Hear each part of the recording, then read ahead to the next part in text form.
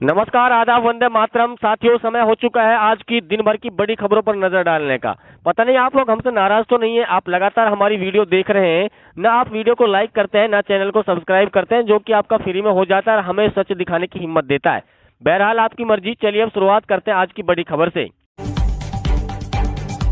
दोस्तों, आज अचानक से प्रधानमंत्री मोदी के इस्तीफे को लेकर के चर्चा तेज हो गई है। बताया जा रहा है कि प्रधानमंत्री ने विदेश यात्रा से लौटने के बाद इशारों इशारों में बता दिया है कि अब देश की बागडोर किसके हाथ में जाने वाली है, क्योंकि पार्टी के अंदर अंदरूनी बगावत सामने आई है।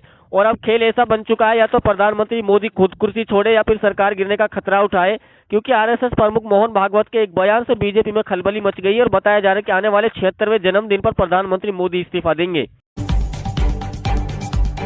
शुभेंदु सरकार ने 180 दिन के लिए मांगी सीआरपीएफ की 500 कंपनियां। गृह मंत्रालय ने 20 जून तक दे दी मंजूरी। बंगाल में कानून व्यवस्था बनाए रखने के लिए शुभेंदु अधिकारी की सरकार ने गृह मंत्रालय से सीपीएफ की 500 कंपनियां राज्य में बनाए रखने की मांग की। राज्य सरकार ने अक्टूबर तक केंद्रीय बलों की तैनाती की मांग की थी, लेकिन गृह मंत्रालय ने 20 जून तक इसकी मंजूरी दी है।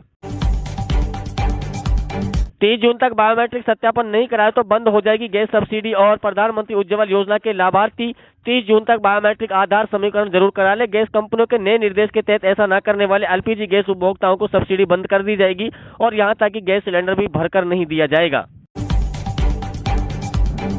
कांग्रेस ने पीएम मोदी के खिलाफ दर्ज कराई एफआईआर। बंगाल चुनाव में चुनाव आयोग की बढ़ती मुश्किलें। आपको बता दें कि बंगाल में भाजपा की जीत के बाद अभी मामला थमा नहीं है और ममता बनर्जी शुभेंदु अधिकारी को साइडलाइन करने की बात कर रही है। ममता बनर्जी ने चुनाव आयोग पर आरोप लगाए कि उन्होंने चुनाव में बड़े स्तर पर गड़बड़ी की है। मतगणना के दिन और उससे पहले बीजेपी के कार्यकर्ताओं को वहां पर बुलाया गया, जहां पर मशीन को रखा गया था और वहां पर ईवीएम के साथ छेड़छाड़ की गई। सावधान, अब एआई से काटे जा सकते हैं चालान। 46 जगहों पर एआई से चालान शुरू हो चुके हैं और टू व्हीलर यानी मोटरसाइकिल पर दोनों के लिए हेलमेट लगाना जरूरी कर दिया है। शहरवासियों और गांव वासियों को अब ट्रैफिक नियम तोड़ना महंगा पड़ेगा, क्योंकि शहर में एआई की मदद से अब चालान काटे जाएंगे। सरकार ने सभी को सावधानी बरतने की अपील की है। बिजली बिल बकायादारों को बड़ी राहत है। जुर्माना माफ, मूल राशि पर 75% छूट। अगर आप भी भारी रकम बिजली बिल से परेशान हैं या चुकाने में असमर्थ है तो केंद्र सरकार ने बिजली बिल माफी योजना के तहत आर्थिक रूप से गरीब परिवारों को बिजली बिल में राहत देने की योजना शुरू कर दी है। अगर आप अपना बिजली बिल माफ कराना चाहते हो तो आप अपने बिजली कार्यालय बिजली वितरण निगम में जाकर के अपना बिजली बिल माफ करा सकते हैं। अमेरिका ने भारत को रूस से तेल खरीदने के लिए 30 दिन की अस्थायी छूट दे दी है, जिसके बाद देश की राजनीति में घमासान शुरू हो गया है। अमेरिकी वित्त मंत्री के इस बयान के बाद कांग्रेस ने मोदी सरकार पर तीखा हमला बोल दिया है। विपक्ष का कहना है कि ये बहस शर्मनाक है कि अब अमेरिका तय करेगा कि भारत किससे तेल खरीदेगा और किससे नहीं। कांग्रेस नेताओं ने इसे भारत की विदेश नीति और ऊर्जा सुरक्षा से जुड़ा बड़ा मुद्दा बताया। राहुल गांधी के वोट चोरी खुलासे के बाद निशाने पर बनारस। कांग्रेस ने मोदी की सीट के दस्तावेज मांगे। राहुल गांधी ने 20 सीटों को लेकर के वोट चोरी के जो सरकार पर आरोप लगाए थे, अब प्रधानमंत्री मोदी की लगातार मुश्किलें बढ़ रही हैं। बताया जा रहा है कि जहां पर प्रधानमंत्री मोदी बनारस से सांसद बने हैं, वहां पर वोट चोरी हुई और एक घर में 4000 से ज्यादा वोटर मिले हैं। मोदी सरकार की संसदीय पर खतरा भी पड़ सकता है अगर राहुल गांधी इस तरह से खुलासे कर रहे हैं। राहुल गांधी ने सुप्रीम कोर्ट में याचिका दायर करके जांच की मांग तेज कर दी है। ईवीएम मशीन में कुछ तो गड़बड़ है। राहुल गांधी के शब्द सच्चे हैं, लेकिन वोट चोरी के आरोप पर बोले सैम त्रिपोदा।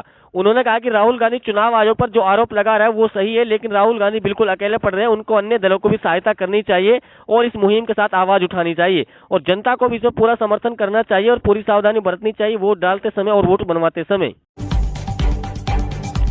अखिलेश का भाजपा पर वाल, बोले बीजेपी के पास फेक आधार बनाने की मशीन चुनाव में डलवाती है फर्जी वोट। अखिलेश यादव ने भाजपा को निशाना पर लेते हुए कहा कि भाजपा के पास फेक आधार बनाने की मशीन है, इसे बूथ पर लगाकर चुनाव में फर्जी वोट डलवाती है। सपा एकजुट होकर के काम करेगी और कार्यकर्ता अपने वोट बचाएंगे और फर्जी वोट रोकेंगे। ट्रैफिक पुलिस की नई पहल, ट्रैफिक चालान भरने के लिए नहीं जाना पड़ेगा कोर्ट और सार्वजनिक स्थानों पर लगेंगी मशीनें। चालान भरने के लिए एटीएम जैसी मशीनें लगने की योजना बन रही है। ये सुविधा सार्वजनिक स्थानों पर उपलब्ध होगी, जिससे लोगों को कोर्ट या पुलिस स्टेशन जाने की आवश्यकता नहीं होगी। गुरुग्राम में सफल होने के बाद इसे अन्य शहरों में भी लागू किया जाएगा। इसे पहल में ट्रैफिक नियम तोड़ने पर जुर्माना भरने की अदालतों के चक्कर काटने में मुक्ति मिलेगी। चुनाव आयोग मान लेगा कि वो वोट चोरी में सरकार की मदद कर रहा है। राहुल गांधी की प्रेस कॉन्फ्रेंस पर चुनाव आयोग की प्रतिक्रिया पर कांग्रेस सांसद इमरान प्रताप गढ़िया ने दी प्रतिक्रिया। पहले जो चुनाव आयोग ने धमकियां दी थी, इस बार उन्होंने कहा कि उनके खिलाफ लगाए गए आरोप बेबुनियाद है। मुझे लगता है कि अगली प्रेस कॉन्फ्रेंस होने पर चुनाव आयोग सारा मनोबल टूट जाएगा और वह आखिरकार मान लेगा कि वोट चोरी करके सरकार की पूरी तरह से मदद कर रहा है। आधार सीडिंग न होने से अटकी 12,292 विद्यार्थियों की छात्रवृत्ति, केंद्र सरकार ने दिसंबर तक दी मोहलत। प्रदेश के हजारों अनुसूचित जाति विद्यार्थियों की छात्रवृत्ति राशि आधार सीडिंग न होने के चलते अटक गई है।